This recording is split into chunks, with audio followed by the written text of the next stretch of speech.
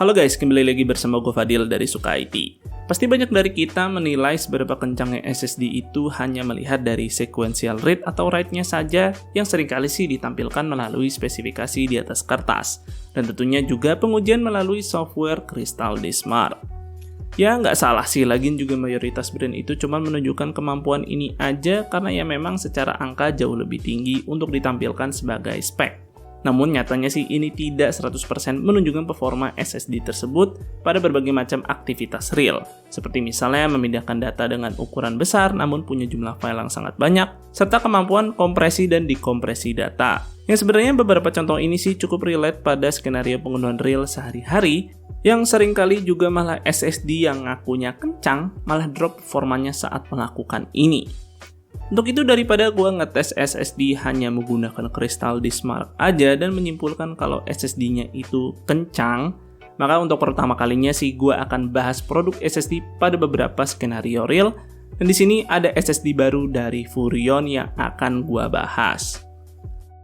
Kali ini Furion mengeluarkan produk SSD baru mereka dengan branding Proxima. Yang sebenarnya ini bukan pertama kalinya Furion merilis produk SSD, karena sebelumnya juga mereka udah pernah. Hanya saja kali ini dikemas dalam branding baru, dan tentunya dengan pilihan varian produk SSD baru seperti varian M.2 NVMe Gen 3 dan juga M.2 SATA ini. Nah, untuk klaim spesifikasi kedua produk ini bisa dilihat sebagai berikut. Dan yang ada di tangan gue ini punya kapasitas 256 GB yang kalau di box sih tertulis ada varian berkapasitas sampai 1 TB. Hanya saja kalau gue mampir ke official store-nya, kapasitas maksimal yang dijual hanya sampai 512 GB saja. Yang mungkin sih memang mereka ada rencana ingin merilis versi 1 teranya untuk kedepannya nanti. Oke, komponen yang digunakan SSD sebenarnya juga tak kalah penting karena kalau tidak dikenali pastinya kelakuannya bakal random. Nah, kalau dilihat sih NVMe Furion Proxima ini menggunakan controller dari Silicon Motion yang kalau dicek lebih dalam menggunakan software, lebih jelasnya menggunakan controller SM2263XT yang merupakan controller DRAM-less. Dan sebenarnya controller ini juga suka dipakai oleh kebanyakan NVMe Gen 3 kelas N3 dari brand-brand lain seperti misalnya Team Group MP33. Untuk non-flash chipnya di sini terdeteksi menggunakan chip dari SK Hynix dengan jenis TLC. Yang tentu jenis ini sih cukup umum ya ditemukan pada NVMe terjangkau. Lalu untuk varian M.2 SATA-nya secara fisik sih terlihat kalau kontrolernya ini dibuat oleh Maxio, yang sayangnya nggak bisa gua cek lebih dalam menggunakan software. Kalau gua telusuri sih controller Maxio ini memang suka digunakan pada SSD murah, ya tapi setidaknya kontrolernya ini masih bisa dikenali. Untuk non-flash chipnya secara fisik sih terlihat mirip dengan varian NVMe-nya, bahkan punya serial number yang sama, jadi besar kemungkinan sih menggunakan chip dari SK Hynix juga. Untuk pengujian pertama tentu Crystal Disk Mark terlebih dahulu untuk memastikan klaim performa dari SSD ini. Terlihat kalau performanya cukup mirip atau setidaknya cukup mendekati dari klaimnya. Dan jika dikomparasi sih varian NVMe dari Furion Proxima ini performanya cukup kompetitif dengan produk NVMe lain di kelas yang sama.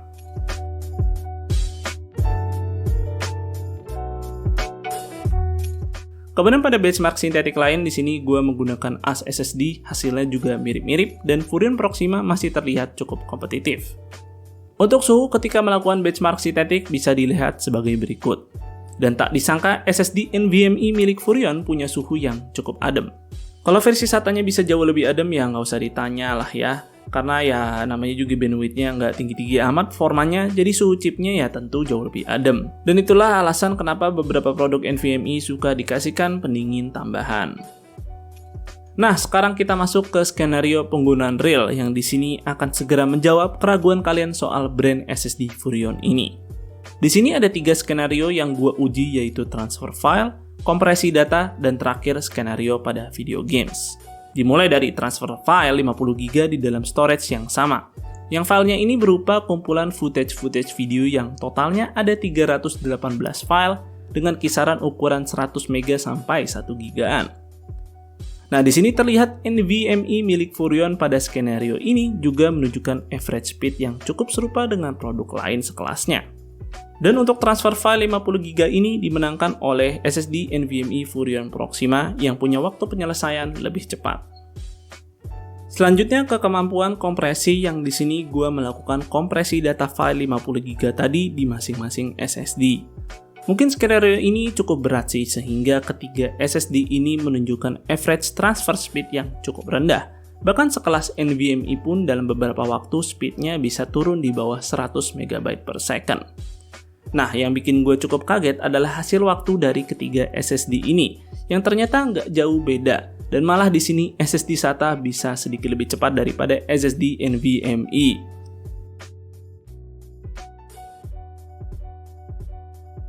Namun saat melakukan dekompresi, ternyata SSD NVMe kembali jauh lebih unggul.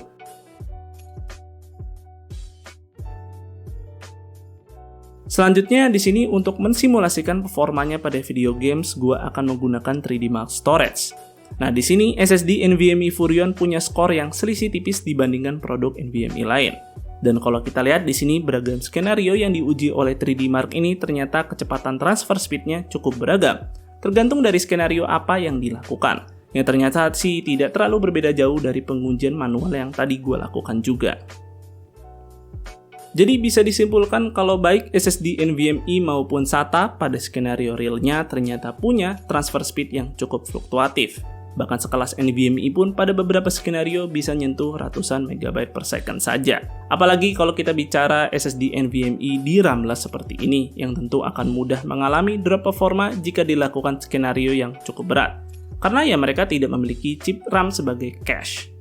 Walaupun begitu, kedua SSD dari Furrion ini sih dari hasil pengetesan tadi bisa dibilang cukup sikut-sikutan dengan salah satu brand internasional ternama yang secara spek cukup mirip-mirip. Dan sebenarnya Furrion ini juga ada lagi varian SATA biasanya yang tentu ditargetkan untuk para pengguna PC yang belum memiliki slot M.2. Dan bicara soal performanya sih ya sekilas mirip-mirip lah sama varian M.2 SATA-nya. Ya gue rasa produk SSD dari Furrion ini cukup potensial dari sisi performa. Dan kalau bicara awet atau enggaknya sih gue juga nggak tahu. Sayangnya juga tidak disematkan nih informasi TBW dari SSD ini. Cuman memang secara durability sih diinfokan melalui MTBF. Tapi gue rasa info ini masih terasa kurang familiar di telinga kebanyakan orang termasuk gue pribadi. Ya Furrion sendiri sih sudah berani menjamin dengan garansi 5 tahun mereka untuk produk SSD M.2 dan garansi 3 tahun untuk produk SSD SATA biasanya. Yang gue rasa garansinya ini udah cukup lama, bahkan ada beberapa brand yang cuman kasih 3 tahun untuk produk M.2 mereka tuh. Cuman ya kayaknya sih kalian yang di luar Jakarta perlu kirim-kirim tuh, karena untuk klaimnya kalian perlu ke Jakarta Pusat. Nah mungkin segini dulu untuk videonya kali ini, semoga video ini bermanfaat buat kalian. Jika kalian berkenan like dan share video ini, dan jangan lupa subscribe channel Suka IT jika kalian gak mau ketinggalan kontennya. Dan jangan lupa juga follow Suka IT di beberapa sosial media dengan nama @suka_it. Gue Fadil dari Suka IT pamit undur diri, see you on the next video.